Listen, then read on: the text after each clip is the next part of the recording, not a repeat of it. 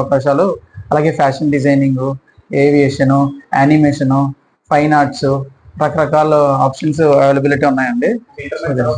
వల్ల అది ఇంటర్మీడియట్ తర్వాత ప్లాన్ చేసుకోవడం వల్ల వాళ్ళు తొందరగా సెటిల్ అవ్వడం ఉంటుందండి. ఎందుకంటే ఇంటర్మీడియట్ పిల్లలు సంవత్సరాలు వచ్చి 18 సంవత్సరాలు అండి.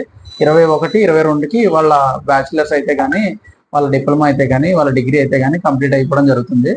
సో కంప్లీట్ అయిపోయిన తర్వాత వాళ్ళు పిహెచ్డబ్ల్యూకి అప్లికేబుల్ అయిపోతారు. పిహెచ్డబ్ల్యూకి అప్లికేబుల్ అయినప్పుడు they can try for a job అనేది ట్రై చేయడం జరుగుతుంది.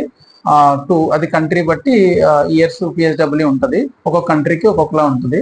సో వాళ్ళు ట్రై చేసుకుని సెటిల్ అయిపోతారు.